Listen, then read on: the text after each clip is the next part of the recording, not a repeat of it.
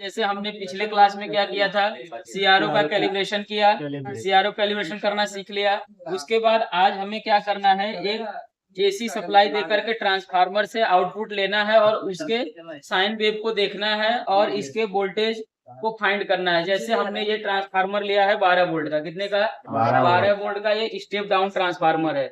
तो पहले इसके लिए हमें क्या करना है, इसके प्राइमरी और सेकेंडरी वाइंडिंग की पहचान करने आनी चाहिए। वो हम थ्रू मल्टीमीटर करेंगे, क्योंकि आपको अगर पता नहीं होगा कि किधर प्राइमरी वाइंडिंग किधर सेकेंडरी वाइंडिंग, क्योंकि सेकेंडरी वाइंडिंग पे कितना देगा, 12 वोल्ट देगा। प्राइमरी वाइंडिंग पे हमें क्या देना है, 220 वोल्ट। तो अगर आप उल्टा लगा दोगे तो ये ट्रांसफार्मर खराब होएगा, जल जाएगा। इसके लिए पहले हम क्या करते हैं कि आप इसको मल्टीमीटर को ऑन करो और एक लगभग 2000 या ऐसे हाई वैल्यू पे इसके ओम में सेट करो। उसके बाद आप इसके बाइंडिंग को चेक करो। जिधर पे ज्यादा बाइंडिंग आएगा मतलब वो प्राइमरी होगा।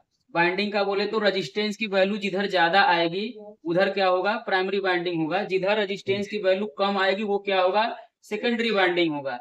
ऐसा क्यों होता है, क्योंकि जो ये ट्रांसफार्मर होता है इसमें क्या की जाती है, बाइंडिंग की जाती है, प्राइमरी और सेकेंडरी। तो जो प्राइमरी पॉइंट जिधर ज्यादा बाइंडिंग, बाइंडिंग का मतलब क्या है, इसमें वायर को ही बाइंड किया गया, वायर को लपेटा गया एक तरह से।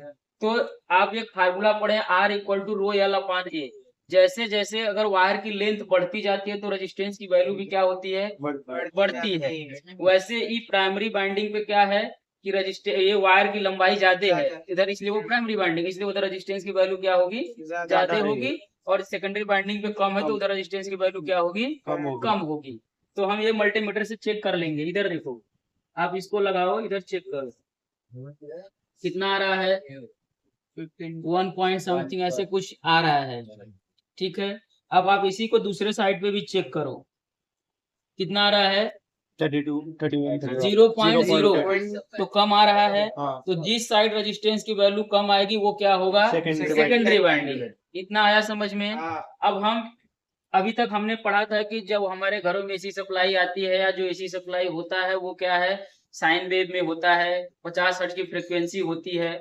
तो वो हम आज इसके वेव्स को उस पे सीआरओ पे देखेंगे और उसके वोल्टेज और फ्रिक्वेंसी को फाइंड आउट करेंगे।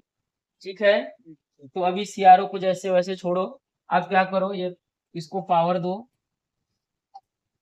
इधर ध्यान से देख लो, उसके बाद फिर आपको करना है। ऐसे ही हम लोग एक बैटरी का लेंगे और डीसी का भी चेक करेंगे। डीसी में जो जो चेक करना होगा वो चेक करेंगे।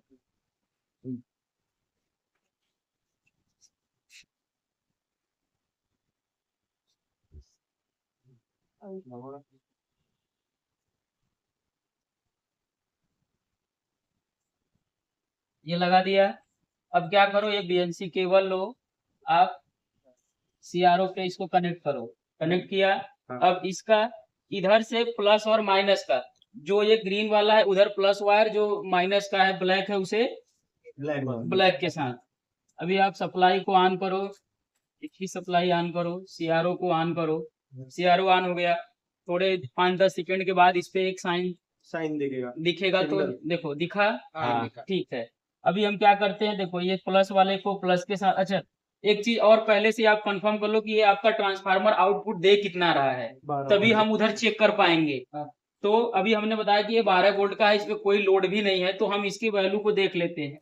ये क्या करते हैं, इसे हम एसी रेंज में सेट करेंगे और उसके बाद इधर वैल्यू देख लेते हैं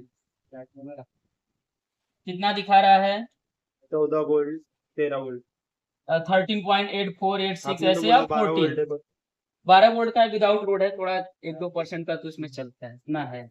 जो मल्टीमीटर दिखा रहा है वो आप देख के चलो, और हमारे कैलकुलेशन में ऐसा आना चाहिए। ठीक है, अब हम यहाँ क्या करेंगे, इसको कनेक्ट करेंगे, प्लस को प्लस के साथ और माइनस को माइनस के साथ। वेव दिख रही है, कुछ दिखा। हाँ मैंने बताया था कि जो हम साइन हमारा दिखता है उसपे क्या दिखता है, साइन वेव दिखता है।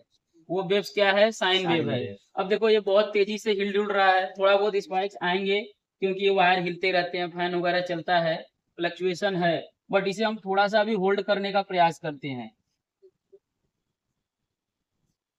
ज्यादा बड़ा हो रहा है, कम पे रखते हैं। ठीक है, इसको एक वैल्यू पे सेट करते हैं, इसको थोड़ा सा होल्ड करते हैं, अगर हो गया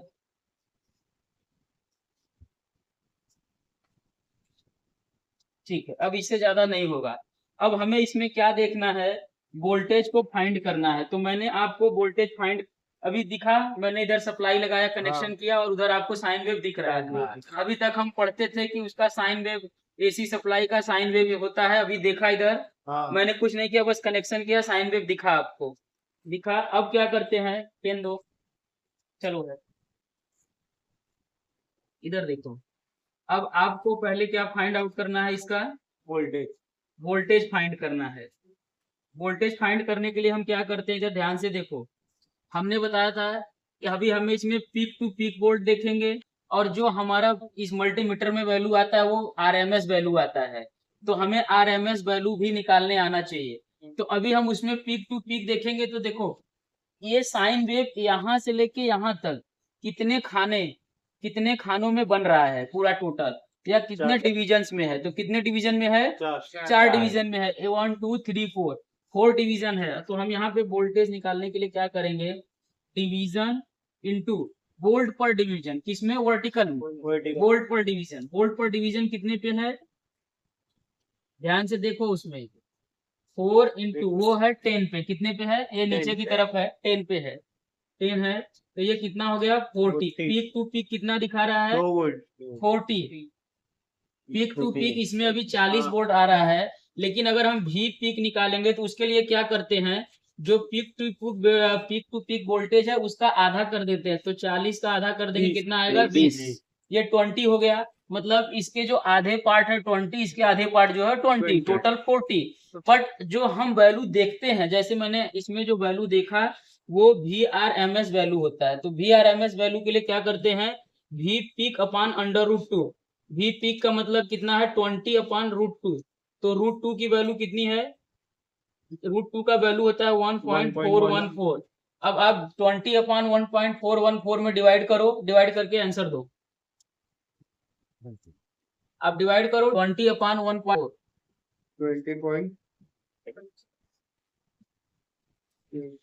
20/1.414,